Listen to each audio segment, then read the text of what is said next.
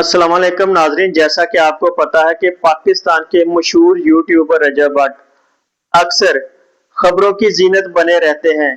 कभी उस पर कोई स्कैंडल बनाकर पर्चा दर्ज करवा दिया जाता है, कभी कोई स्कैंडल बनाकर पर्चा दर्ज करवा दिया जाता है। रजब भट्ट अक्सर स्कैंडल की जद में रहता है। तो आपको पता है कि रजब और जो उसकी वाइफ है ईमान, उनके दरमियान काफी अरसे से इख्तलाफात चल रहे हैं। बात तो यहां तक पहुंच गई थी कि रजब भट्ट ने उनको तलाक का नोटिस भेज दिया था। तो आपको पता है कि कोई यूट्यूबर हो या खबरों में ईमान और रजब के बारे में कोई ना कोई बात अक्सर कर दी जाती है, लेकिन अब ईमान के भाई ओन शेख का एक बयान सामने आया है जिसकी तफसील मैं भी आपको बताता हूं। रजब भट्ट और ईमान फातिमा की सुलह हो गई। तलाक का मामला अब खत्म हो चुका है, ईमान के भाई का दावा।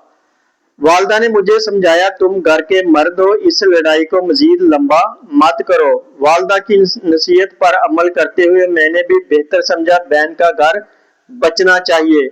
ओन शेख का वीडियो बयान जारी।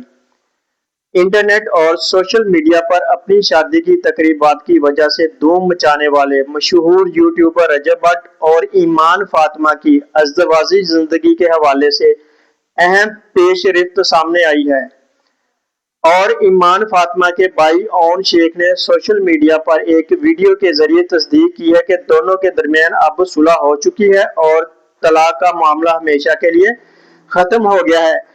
हमारी यही दुआ है कि ईमान और रजब के दरमियान तलाक ना हो, वो आपस में दोबारा मिलजुल कर हंसी खुशी रहे।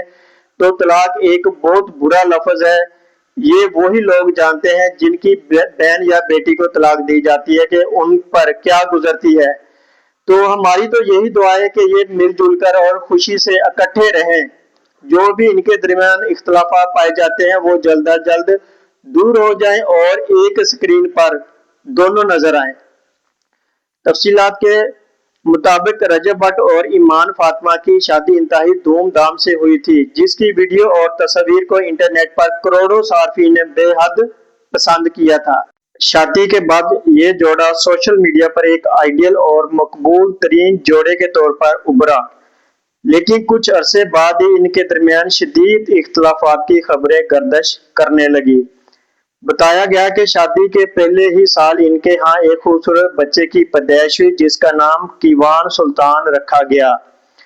ताहम इस खुशी के बावजूद दोनों के तल्कात में कशीदगी कम ना हो सकी।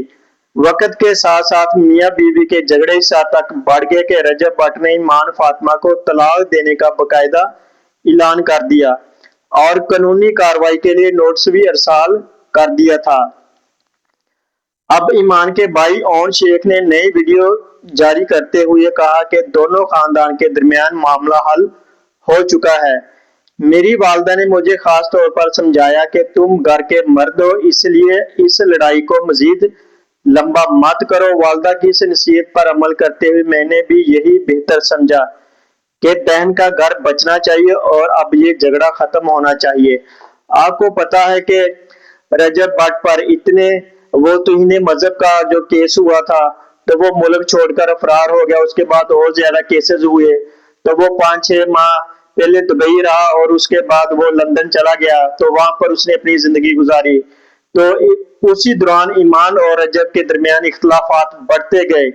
इख्तलाफात इतनी शिद्दत इख्तियार कर गए कि वो सोशल मीडिया की जीनत बन गए। सोशल मीडिया की जीनत बनने के बाद रजब भट्ट ने रेहान तारे के पॉडकास्ट में कहा कि मैं अब ईमान के साथ जिंदगी नहीं गुजारना चाहता, अब मैं ईमान को तलाक दूंगा और उसने एक नोट्स भी लिखाया था। सुनने में यही आ रहा है कि मजहबी स्कॉलर आसफ रजा अलवी ने बड़ा अहम किरदार अदा किया।